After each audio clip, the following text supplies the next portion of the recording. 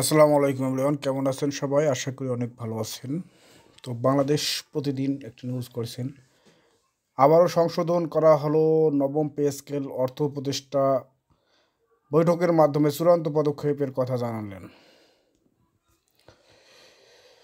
বিভিন্ন কারণে সরকারি চাকরিজীবীদের নবম পে স্কেল ঝুলে পড়ার মতো অবস্থা তৈরি হয়েছিল। তবে আজকের বৈঠকে সরকারি চাকরিজীবীদের জন্য নবম পে স্কেল বাস্তবায়নের বিষয়টি চূড়ান্ত পদক্ষেপের কথা জানালেন অন্তর্বর্তীকালীন সরকার। অর্থ উপদেষ্টা ডক্টর সালেউদ্দিন আহমেদ সহ পে কমিশনের চেয়ারম্যান জাকির আহমেদ খান একটি জরুরি বৈঠক করেন। সেখানে সরকারি চাকরিজীবীদের নবম পে স্কেল বাস্তবায়নের চূড়ান্ত পদক্ষেপের কথা জানানো হয়। তারা স্পষ্ট ভাষায় বলেন যে এই সরকারের আমলেই নবম পে স্কেল কার্যকর করা হবে। যদিও বিভিন্ন কারণে বাস্তবায়ন করতে বিলম্ব করা হচ্ছে, তবে সকল জটিলতা দূর করে সহজ পদ্ধতিতে সমাধান করা হবে। বাংলাদেশের সরকারি চাকরিজীবীদের আর্থিক অবস্থানকে সঠিকভাবে পরিচালনা করতেই এই সিদ্ধান্ত নিয়েছেন কর্তৃপক্ষ।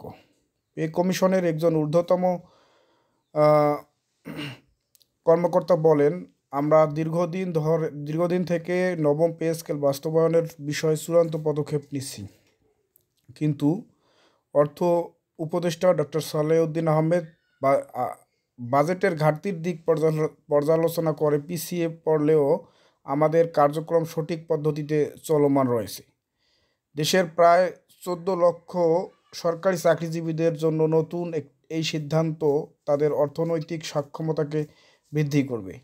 পে কমিশন ও অন্যান্য সদস্যরা সরকারি চাকরিজীবীদের নবম পে স্কেল বাস্তবায়নের পাশাপাশি সিলেকশন গ্রেড ও টাইম স্কেল পুনরুদ্ধারের বিষয়ে যথেষ্ট চেষ্টা চালিয়ে যাচ্ছে।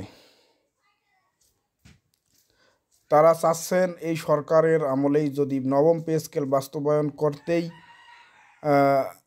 হয়, তাহলে অবশ্যই আমরা পূর্বের সরকারের বন্ধ করে দেওয়ার সিলেকশন গ্রেড ও টাইম স্কেল পুনরুদ্ধার করব। গত রবিবারের বক্তব্যের পর সরকারি চাকরিজীবীদের মাঝে অসন্তোষ প্রতিক্রিয়া দেখা গিয়েছিল।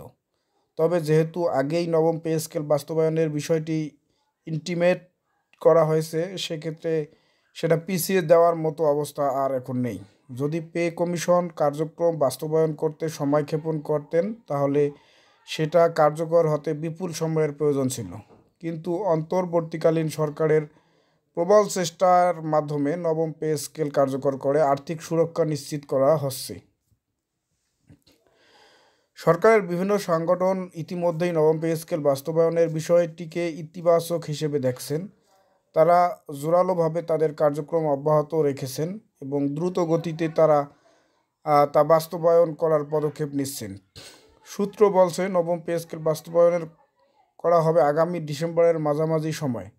মোট কথা, নির্বাচনের আগেই সরকারি চাকরিজীবীরা পেতে যাচ্ছেন নবম পে স্কেলের আওতায় বেতন ও ভাতার বৃদ্ধি সুযোগ সুবিধা।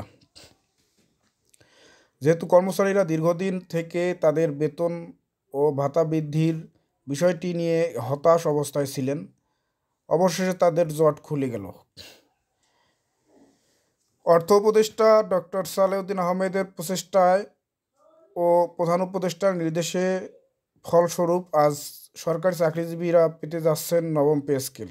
2015 সালের অষ্টম বেতন স্কেল বাতিল করে সরাসরি নবম পে স্কেল কার্যকর করাই অন্তর্বর্তী সরকারের মূল লক্ষ্য। তো এই ছিল আজকের ভিডিওটি ভালো লাগলে অবশ্যই চ্যানেলটিকে সাবস্ক্রাইব করে পাশে থাকবেন এবং আপনার মূল্যবান মন্তব্য করে যাবেন এবং ভিডিওটি শেয়ার করে দিবেন যাতে সবাই ভিডিওটি দেখতে পারে। ধন্যবাদ সবাই।